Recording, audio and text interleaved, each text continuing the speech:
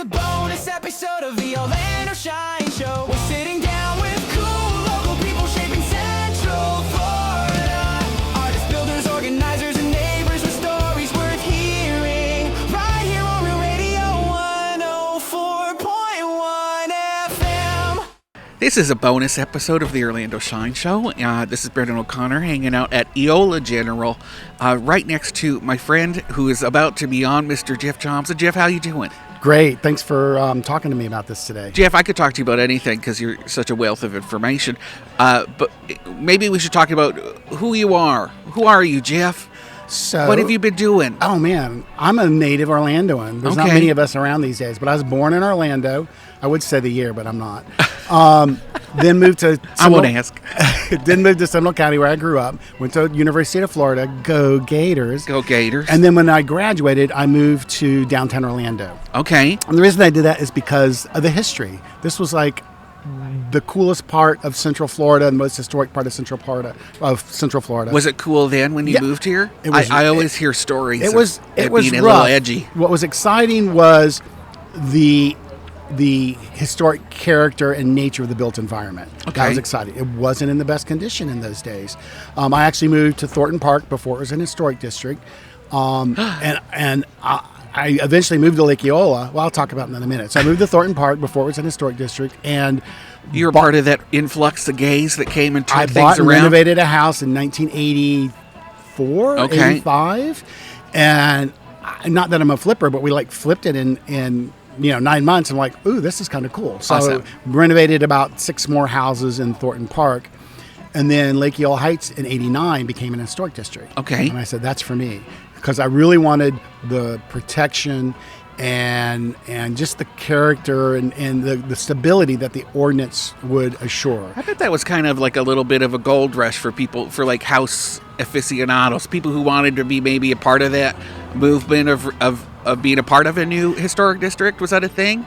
I think so. I mean, this neighborhood was really galvanized because there was a church in the neighborhood that was in the process of buying up an entire block. Oh, wow. And what was frustrating is none of the parishioners lived in the neighborhood. Most of them actually lived in Seminole County. So they were intending to make it a big regional church. And they started buying buildings and houses and tearing them down. So that's what galvanized the neighborhood. Long story short, we became historic in 1989. The first historic district in town? No, we're actually the fourth. Downtown Historic District was the first. Was the first. Yep, Okay, that was in 1980. Then came Copeland, then came Cherokee. And so at the time I moved to Thornton Park, I couldn't afford Copeland or Cherokee. So I'm like, okay, I'll do That's Thornton all for Park. former mayors over there. Yeah. So then once Lake Eola Heights became historic, I'm like, yeah, that's for me. Okay. So I moved here. I've been on Amelia Street ever since, but in literally 6 different addresses. I built 2 houses, renovated several more, lived in those, and then, landed on the one I am. I built that. We called it a turn of the century house, but it was built in 1999. And then also all the while working for Disney. Correct. I told you I graduated in Florida as a landscape architect, and I worked for Disney. First, I worked for a few term firms downtown, and that was all part of this cool downtown vibe. Lived here, worked here, rode my bike to my office. But then the allure of Disney called to me, so I ended up working for Disney for about 30 years. 30 years. Yeah, and I loved it. And what was so fun? You were kind of higher up there too, Jeff. Don't hide that. Weren't you like one of the? No, I mean I was senior landscape architect? Yeah, I was one of the senior landscape architects because I'd been there so long. But yeah, it was very enjoyable. And telling people how to make those topiary dragons at Epcot. Horticulture did that, but okay. Yeah, we tell them where to put them. So what was interesting, I worked for Walt Disney World, but worked a lot with WDI. Worked on projects. What's really interesting, like Disney Springs, and what's so fascinating about Disney Springs is they replicated Florida history there. Right. They went all over the state. Citrus labels on the murals. Yeah, they looked at all these different towns, and they even pulled some things out of historic Orlando. But the whole storyline is the original settlement happened around the Springs. That's why you get the oldest style of architecture around there. And then as it grew, they did the citrus packing labels. The buildings as you get further out from the core get bigger. There's a fake power plant there. Not fake. There's Well, buildings built to replicate a power plant. There's buildings built to replicate warehouses, Chitchets warehouses. They even built a fake High Line. You can't climb up on it, but there's segments. Under the yeah. There's It's like a segments shade of the structure. yeah, exactly. It becomes a shade structure. They got some vines growing on it. So Food trucks over there now. Yeah, Uh-huh. as the Springs grew, these more and more current forms of architecture and industries were represented. So it's like here at Disney, the best storyteller in the world is telling this story of historic Central Florida, and people are flocking to it. And here in Orlando, it feels like we're doing just the opposite. We're Going the opposite way. Well, let's touch on that because of your love of historic preservation. You've served on the Historic Preservation Board for how long? Yeah, right. Just before I moved into Lake Eola Heights back in '89, I started. So I think I might be the longest serving Historic Preservation Board member at 18 years and counting. So you don't term out. Yeah, you do. These are 4 separate terms. Okay. I was first appointed by Mayor Frederick. Then I was appointed by Mayor Hood. Okay. And now twice by Mayor Dyer. So I must be, and I'm the current chair of the Historic Preservation Board, so I must be doing something right. You're doing something right, Jeff, or you were, because now we're going through this process of, we've written about this on OrlandoShine.com, led by the Economic Development Team and City Planning. They're City Planning was pretty much left out of the loop for all this development. They found out about it at the same time the board found out about it, which was less than a week ago. Oh, interesting. They're holding that flag up high then. Okay, so we're going through now a process. Let's talk the highest echelons of the city is where this plan was hatched. Okay, well, get into it. What's happening? What are they doing, Jeff? Well, they're basically going to gut the Historic Preservation District downtown. Uh-huh. What's ironic is that is the oldest historic district. That was the first one. First one. It's also the only commercial one, which is really kind of cool.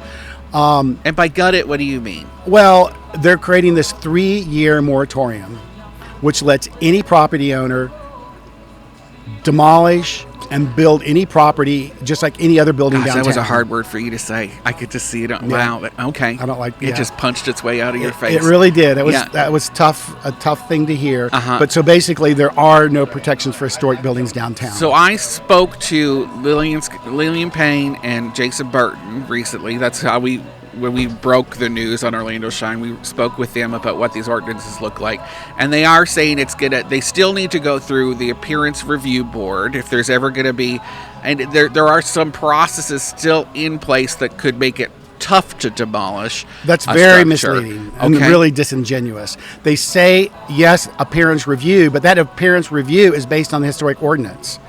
We're doing away with the historic ordinance. There is no protection. So the appearance review will be just like any other building downtown. Just like they tore. Based on like design standards, or there is the architectural review board, but all they look at are basically the elevations of the drawings. They don't look at the. So there's no more teeth in an ordinance that would protect or stand in the way. Even though they say that it's going to go through a minor review through HP, the HP officer has absolutely nothing to base a denial of demolition on. So the only people that look at it will be the ARB, and that's not going to be much different than like the Plaza building downtown. That went before ARB, which you were on the board when that happened. No, I was not. Okay, but I know people who were, and I've heard that in detail. But that went before ARB, and look what we have. It's like we have empty movie theaters. We have half the retail is empty. What was the old Court Street, which used to be kind of cool, is now this seedy, smelly, unsafe service alley. The parking garage with a puddle that never goes away. And the parking garage that's virtually unnavigable. So it's interesting. I brought that up because part of the reason, Jeff, they were saying the city says that they're doing this to incentivize growth downtown. They're saying the historic preservation ordinance is perhaps an impediment. Not perhaps. They're saying it's an impediment to growth and businesses moving downtown, right? But then, so we'll get back to that other thing we were just talking about. But you have a point of you have said publicly since that was claimed that the Historic Preservation Board has not denied any. So in the past 5 years, we have not denied a single applicant that has come before the board from this downtown district. Not one. through 5 years. Through at least 5, and it probably goes back further. That's just what I could check. And so when that is said, Jeff, then all I could think of is that maybe was the process too long for the development? Like, what does the process look like then to get the approval of HPB? I mean, to me, it's less cumbersome than even the building permit process. Okay. So if you're trying to make it easy, then why wouldn't we have building permits? You know what I mean? Right. I mean, that's taking the argument to an extreme, but that's why, to me, the fact that this is part of the process doesn't hold water, because there's plenty of other aspects of the permitting building process in City Hall that takes time. So the city, they've also said, we maybe like the most important part of a historic building is maybe the facade, and so something like this, by removing these impediments to developments downtown, maybe we can keep the facades, gut the interior, and then build something that's bigger for like larger retailers and things to move into. But you said that that's something that they were kind of promising, or what the HPB was asking for before the Plaza moved in. Right. So a lot of these arguments to me are a bit disingenuous. They're almost kind of like smoke screens. So you brought up a minute ago something about does it hinder value increase in the historic district? Well, in some respects, yes, because you could tear down every historic building and build a 50-story tower. Yeah, that's going to be worth more money. But it's like when you look at a map of downtown and you look at the historic district, it's tiny. It's a little blip. And you look at all the undeveloped land along I-4, the parking lots, the Sentinel Star property. Things that are not hindered by historic preservation ordinances. There's so much room in downtown to build. And they've been building. There's so many residential towers that have gone up that to claim historic preservation as the cause for problems downtown or this big impediment. Again, yes, it's you're not going to make as much money renovating a historic building as you would building a 50-story tower. But that's not the goal. And if the need is like a timeline, some sort of quick, like if they just want it faster now, then why were they celebrating a 20-year announcement from from Lions, the people who are redeveloping the Orlando Sentinel property? Like, that's going to take 20 years before we see anything happening there, and they were very excited about that timeline. So why then is that celebrated versus now they're pushing through this ordinance in under a month, correct? I mean, to answer that, I got to go back a little bit. You'd mentioned, like, why is the board such an impediment? And I say we really aren't, because it takes a month to go before Historic Preservation Board, but that's, in the scheme of a big project, I don't think that's a burden. Right. It took me that long to build my house downtown in a historic district, and that wasn't a burden for me. Does it generally take a month to go through? Yeah. Unless maybe you didn't have your paperwork, and then you have to there's other aspects, and if the board wants you to make changes, you have to agree to that. But I don't think it's so much of a burden, and the reason I bring this up is the example of the Plaza again. That came before the Historic Preservation Board. The Historic Preservation Board actually said they could tear the building down as long as they left a portion of the facade. Okay. The developer, Cameron Kuhn, did not like that answer, then brought it before City Council, and City Council overturned our ruling. And by midnight the same day of the City Council hearing, the building was torn down. So you can see the override built into the system is already there. City Council has to approve every action we take, and either they approve it or they deny it. So they can deny whatever they want if they think there's a better project. So then why get rid of it altogether? That's a hard answer. Because they're tired of having to make the executive orders? I think they want to avoid to be in the position of having to approve an individual building being torn down.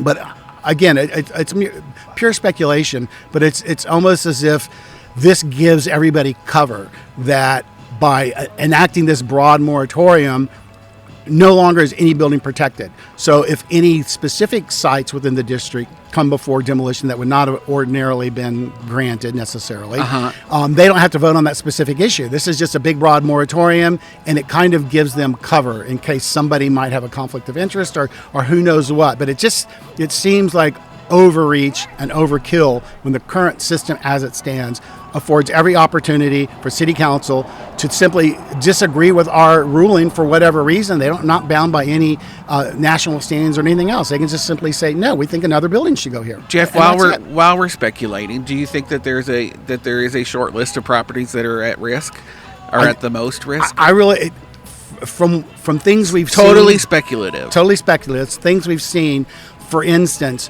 the Orchid Ballroom, which was part of Church Street Station, was torn down went before Historic Preservation Board. They approved the demolition and the proposed tower that's going on the site. That was demolished 3 years ago, and nothing's happened. For that new Lincoln Tower. Correct. And that's which we were told it's been delayed because of financing issues or something. Well, sure. But You can say anything's been delayed for any reason. This new ordinance that the moratorium that they're talking about is they keep saying, well, they have to have a building permit in place before a building can be torn down. Well, that's exactly what happened with the Orchid Ballroom, and that doesn't guarantee a project's going to move forward. So it makes you wonder.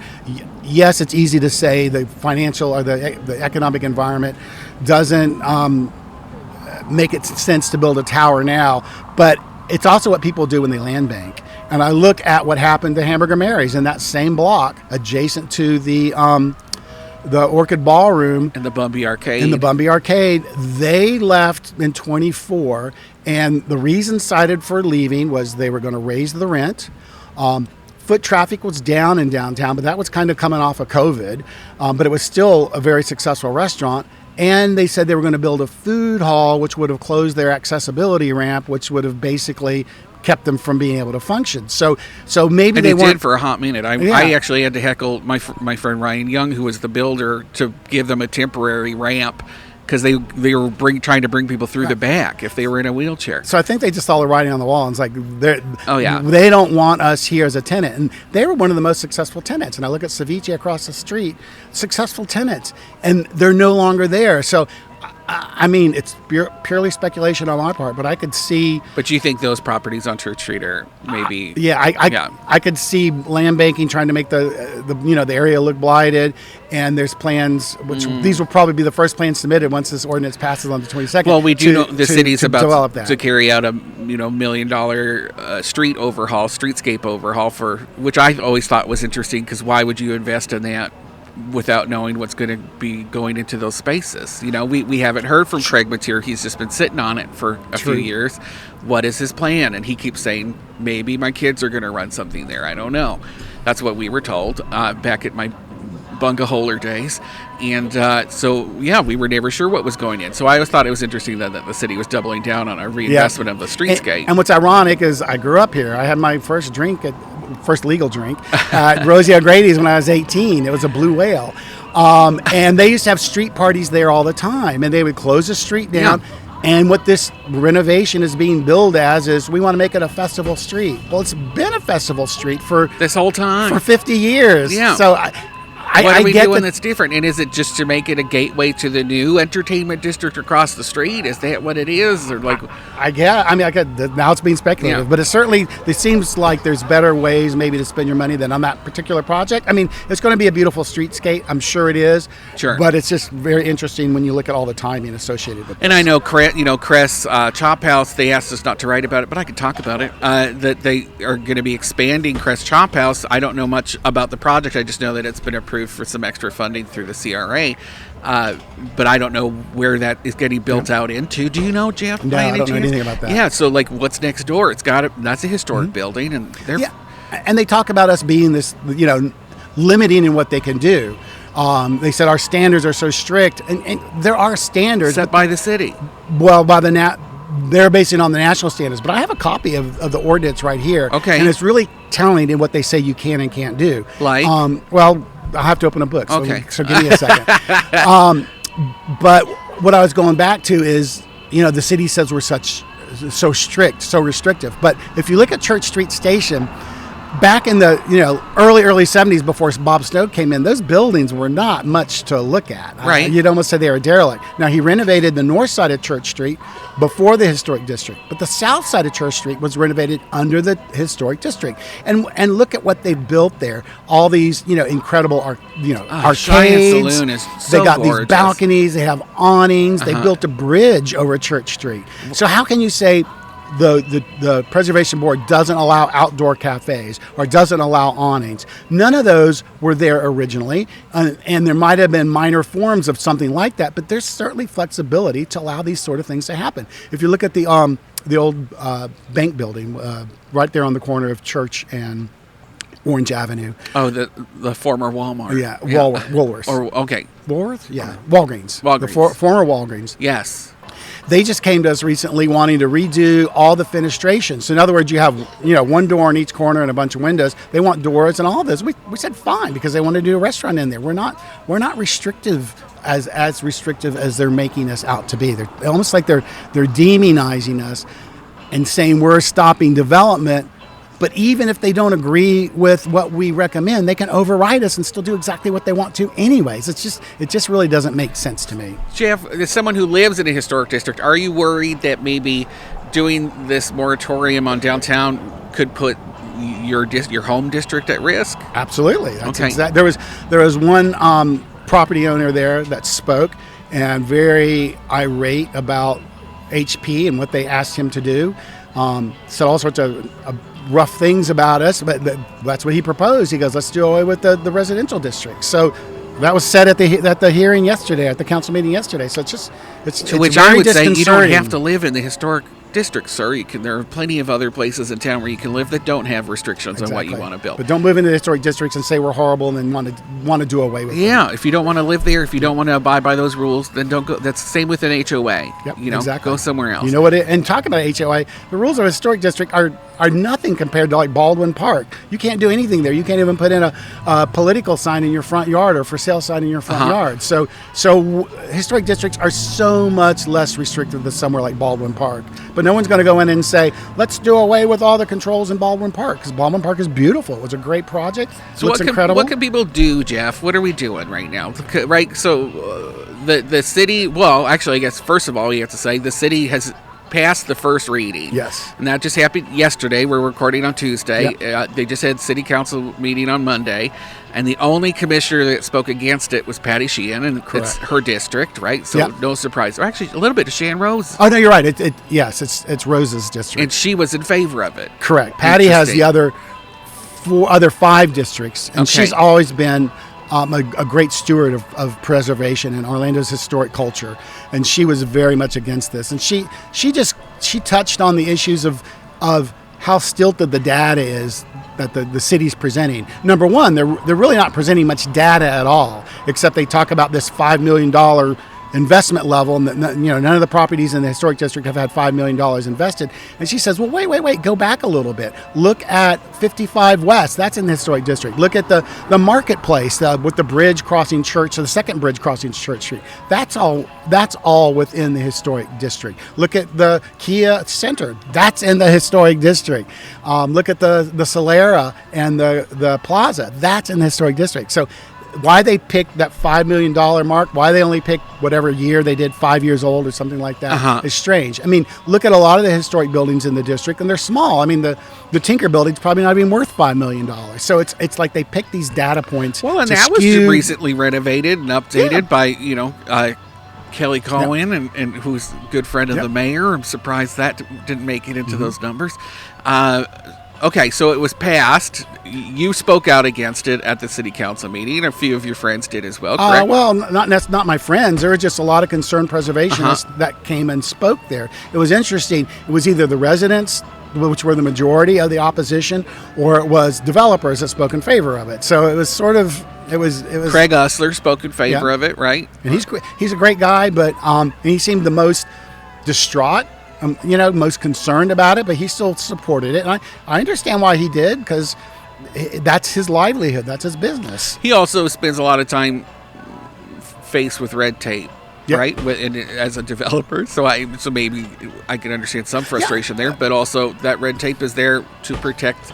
Once you knock something down, it's real hard to put it back up. Yep, gone forever. Yeah. And we say red tape, and yes, there's red tape involved with the development process, but there's development of regional impacts, there's EPA statements, there's all kinds of city codes required you go through, right? Fire, health, safety, all this stuff that Historic Preservation Board is just a tiny piece of this. So the Historic Preservation Board's still functioning. You're looking after now, but you're just not the purview is no longer going to include downtown. Correct. If this passes on the 22nd, which is the second reading, and if it gets passed, then it's adopted immediately, and then you will just be focused on residential districts for moving forward. So you're asking what people can do, and at this point, two best things you can do are get the word out everybody send an email to all the commissioners and the mayor. Yeah. Come and speak at the hearing on the 22nd, and just let them know how you feel and that this is a bad idea. What's so ironic is this is the year they're celebrating 50 years of historic preservation in Orlando, which began with this district, and this is the year they're celebrating 150 years of Orlando's founding. So all these important historical milestones, and this is the year they choose to do away with the downtown historic This might district. be a bit of a tangent, Jeff, but I'm the queen of tangents, and that's okay. Our listeners are used to it. Not too long ago, the Historic Preservation Board did something the city didn't really like, right? And didn't y'all say something about the Lubbe House? Yeah, the Lubbe House. Incredible house, incredible history. How did you say it? Lubbe, like tuba. That's how, Oh, because okay. it's German. The people that built it are German, so it's like tuba, Lubbe. That's how. There we pretty go. Easy for me to remember. We've been that saying way. it wrong for months. Yeah. One of the pronunciations we had was Lubbe House, just because we were I naughty. can't imagine where that came from. But continue. Sorry. Yeah, so the Lubbe Lubbe. House is super cool. It's the last surviving historic house on the lake. There is the Marsh House, which I don't know why the city calls the Eola House, but there is the Marsh House that was part of the Eola 5. It's across the street from the lake, across Washington Street. Where the but Swan headquarters are. Yeah, but it's still park adjacent. But that was part of the Eola 5. There were 5 historic buildings there. There was a connection to Martha Washington there. I mean, the guy that founded YMCA, his house was there. But 4 of those buildings were torn down, and because of lobbying from the neighbors, from the historic community, from Commissioner Sheehan, the Marsh House was saved. So out of the 4, that was saved. Lubbe House, that's the actual, as I said, the last house on the park. What's really interesting is it highlights a lot of important things going on in the country at that time. It was built by German immigrants. So the family moved from Germany, very poor, moved to New York, became rich. It's a classic American success story. And then their child died in New York. A lot of it due to I think it was like tuberculosis or something that Poor get air out of quality, the yeah. air. And so they moved to Florida at a time when a lot of people up north were moving to Florida. It's significant in Florida's development pattern. This kind of All those postcards of flowers. And yeah, things, well, this migration that occurred from the north to Florida, and that's in the 20s and 30s, that was a big deal in terms of Florida growth. But it's also another cool story in that they're immigrants. It shows an immigrant success story. And in this day and age, when immigrants are so vilified, this shows that they can be a success. They built successful businesses. The architect was of note too, wasn't it? He's built other homes in the area. I'm not sure who the architect was. I can't remember. But it's a beautiful building. It's in great shape. It can be turned into a cool restaurant.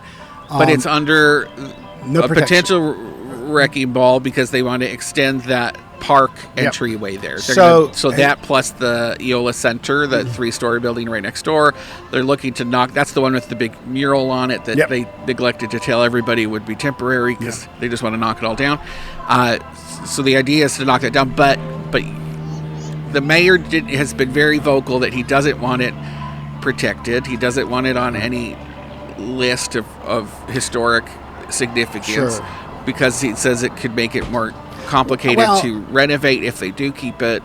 Because he's like, maybe we will, maybe we won't, but if we protect it or have it on a list, then it makes it more difficult to preserve. It's the same old story. Right. People say it's outrageously expensive to renovate homes. If you look around here, you'll see hundreds of renovated homes that individual property owners, not of significant means, have done.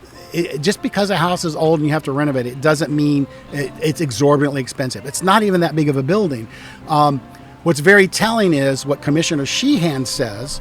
Well, let me take a step back. So when the way this building was acquired was there was a Chicago property owner, Chicago developer. He owned this one and the city building, whatever that is. Yeah, he was going to build a tower. Well, he owned those 2 lots. He did not own the 7-Eleven on the corner. So he was trying to obtain the 7-Eleven on the corner. The city had previously given him permission to build a tower here. For the waterfall. They were even letting him encroach into the park. We all talk about how sacrosanct the park is, how important it is. They were going to let him extend this building into the park. So he had not obtained the 7-Eleven property. So the Roslyn Club happens to be the fourth building on that corner.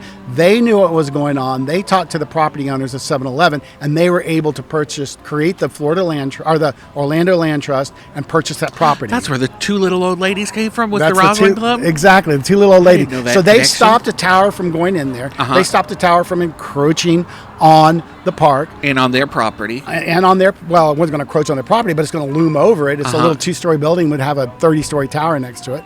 So I think Ted Edwards was a part of that too, right? Ted Edwards was very much part of the trust that purchased the land and then sold it to the city.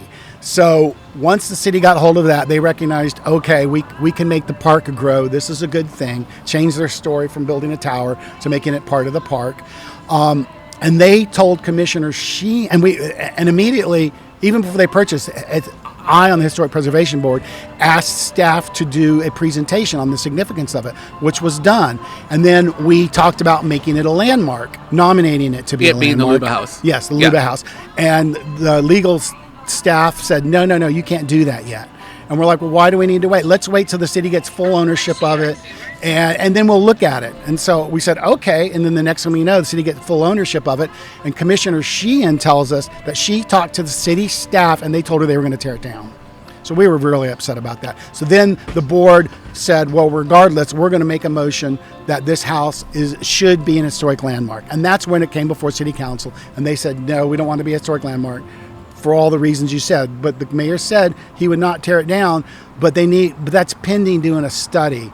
And so there's rumors that move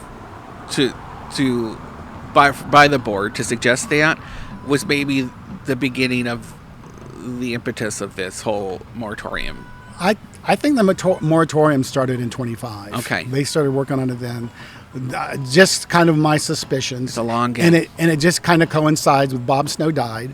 They're like, okay, we can do a moratorium that would facilitate the destruction of Church Street Station. And they did rename the street that was named after Bob Snow. Was it Bob Snow Lane? Bob Snow Lane. Yeah. And they could do this. I mean, if he was here, I think it would be a totally different story. He would be so adamantly against this. He was such a supporter of the Historic Preservation District. It made his business what it was. He recognized how important historic preservation is to business. So I can't help but think his passing sort of opened the floodgates on this. Jeff, is there anything on your heart that you really want to share about this and what's happening? Well, I think that downtown has had some rough times. When I moved downtown, it was sort of like so urban and sophisticated to me. I mean, we would go to Rosie O'Grady's, which was the fourth biggest tourist attraction all of Central Florida, just behind Disney and Universal and SeaWorld. It was really cool. It was fun. We would go hear Jackie Jones at Valentine's Jazz Club. We'd go to Ichiban for a Japanese dinner. It was all so glamorous and so cool. And then, I don't know, somewhere 10, 15 years ago, the city kind of lost its way. They began having the cruising on Orange Avenue. The bar culture really kind of took off. There was the street parties they were allowing, then became the shootings and the deaths. And that's what I think has a lot of Orlandoans staying away from downtown. But I think the city is moving in the right direction. They stopped I think they've reined in the bar culture. They stopped the street parties. They stopped the cruising. Now they're looking at making all these one-way streets two-way streets again, which I think will be a significant. It sounds weird, but these sort of things make differences. The Downtown Development Board, in that case, provided data to show how beneficial two-way streets are. They're not providing data to show how they could possibly benefit from this moratorium on historic preservation. But the city's going in the right direction, but these sort of efforts take time to bear fruit. And to say all these problems are caused by historic preservation is just, it's to me ludicrous. Thanks, Jeff. Appreciate it.